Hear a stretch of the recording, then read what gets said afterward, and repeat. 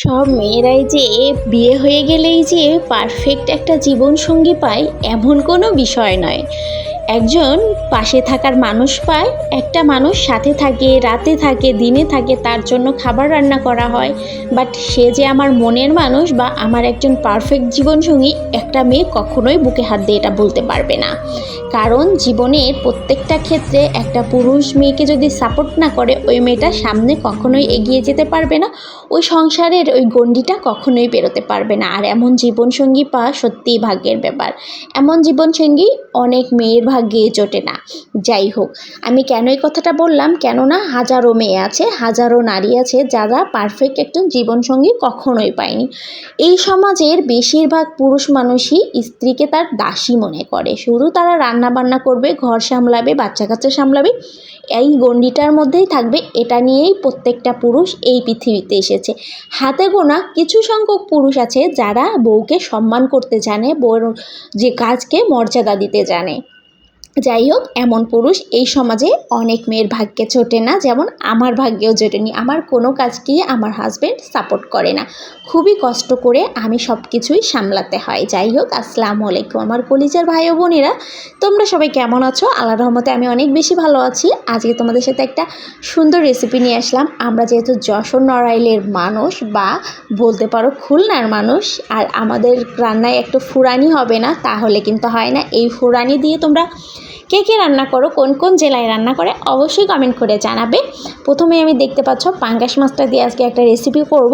অনেকেই পাঙ্গাস মাছটা খেতে একদম পছন্দ করো না, বাট আজকের মতো করে একটা ঝোল ঝোল তরকারি রান্না করে নিলে এই তরকারিটা তোমাদের ছোট থেকে বড় যেই না খাক পাঙ্গাস মাছ, বাট এই রেসিপিটার পরে বলবে না পাঙ্গাস মাছটা আসলে খাওয়া যায়। যাই হোক, প্রথমে আমি ফুরানিটা ভেজে উঠিয়ে রেখেছি, দেখতেই পেয়েছো। ফুরানিতে আমি কিছুই দিইনি তেমন কিছু, শুধু একটু জিরা, একটু পেঁয়াজ, একটু রসুন ভেজে তুলে নিয়েছি। এখানে পেঁয়াজ হলুদ দিয়ে খুব ভালো করে এটাকে একটু ভাজা ভাজা করবো। সামান্য একটু শুকনা মরিচের গুঁড়া দিয়েছি জাস্ট কালারটা আনার জন্য। এটা তোমরা চাইলে স্কিপ করতে পারো, যারা একদমই শুকনো মরিচ খেতে চাও না স্কিপ করে নেবা। আর এটাকে আমি হলুদ লবণ দিয়ে মেখে ধুয়ে নিয়েছি, জাস্ট মেখেই ধুয়ে নিয়েছি, এই জন্য একটু হলুদ হয়েছে। এটাকে খুব ভালো করে আমি ভাজা ভাজা করে নিচ্ছি। একটু বেশি ভাজা ভাজা করা হয়ে গেলে তেলটা যখন ছেড়ে দেবে, এই পর্যায়ে আমি পানি দিয়ে দিলাম। পানিটা দিয়ে এটাকে ঢাকনা দিয়ে কিছুক্ষণ রান্না করে নেব, বাট সিদ্ধ হওয়া পর্যন্ত, এটাই আর কি। সিদ্ধ হয়ে গেলে এটাকে উঠিয়ে আবারও নাড়াচাড়া করব। দেখতে পাচ্ছ সিদ্ধ হয়ে গেছে, একেবারে ভাজা ভাজাও হয়ে গেছে, তেলটাও ছেড়ে দিয়েছে। এ পর্যায়ে আমি এখানে কিন্তু ঝোলের পানিটা দিয়ে দিব। ঝোলের পানিটা তোমরা যে যতটুকু খেতে পছন্দ করো অবশ্যই ততটুকু দেওয়ার চেষ্টা করবা। আমি ঝোলটা অনেকটা রাখবো না, এজন্য মিডিয়ামই দিয়েছি। ঝোলের পানি দিয়ে একটু বলক আসার আগেই আমি এটা দিয়ে দেবো। পানিটা গরম হলেই মাছটা দিয়ে দেব। মাছটা দিয়ে একটু ঢাকনা দিয়ে ঢেকে রাখবো, যাতে মাছের ভিতর একটু সব ঝোল বা ভাবটা পৌঁছে যায়। যখন এইটা বলক উঠে যাবে সে পর্যায়ে কিন্তু আমি এখানে যে ফুরানিটা বেটে রেখেছিলাম সেই ফুরানিটা দিয়ে দিব। এই ফুরানিটা দেওয়ার জন্য আমাদের এলাকায় এটা ফুরানিই বলে, তোমাদের এলাকায় কী নামে পরিচিত কমেন্ট করে জানাতে ভুলবা না। এই ফুরানিটা দেওয়ার পরে এর ঘ্রাণ আর টেস্টটা কী যে ভালো আসে। তোমরা যারা ফুরানির তরকারি খেতে পছন্দ না করো, বা ফুরানির তরকারি যারা এখন পর্যন্ত খাওনি, তারা এর টেস্টটা বা ঘ্রাণটা সম্পর্কে কোনো আইডিয়া নেই। যাই হোক, আমার কাছে এর ঘ্রাণটা অনেক বেশি ভালো লাগে।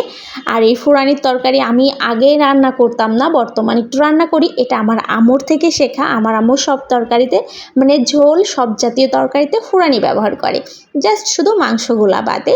যাই হোক, এই তো কেমন হয়েছে আমার রান্নাটা অবশ্যই কিন্তু কমেন্ট করে জানাবা। কে কোথা থেকে আমার ভিডিওটা দেখছো সেটাও কমেন্ট করে জানাতে একদমই ভুলবা না। এখন শুধু পরিবেশন আর গরম গরম ভাতের সাথে সার্ভ করার পালা। কে খাস না পাঙ্গাস মাছ? এভাবে একবার খাইয়াই দেখ না কত যে স্বাদ লাগে। যাই হোক, স্বাদ না সোয়াদ লাগে, খেয়েই দেখো, ঠিক আছে? আর দেখতেই পাচ্ছ কালারটা কি অসাধারণ হয়েছে। আমার ভিডিওটা কে কোথা থেকে দেখছো কমেন্ট করে জানাতে ভুলবা না। আজ এ পর্যন্তই, আবারও দেখা হবে নতুন কোনো ভিডিওতে বা নতুন কোনো রেসিপির সাথে। সেই পর্যন্ত সবাই ভালো থাকবা। আল্লাহ হাফিজ, টাটা।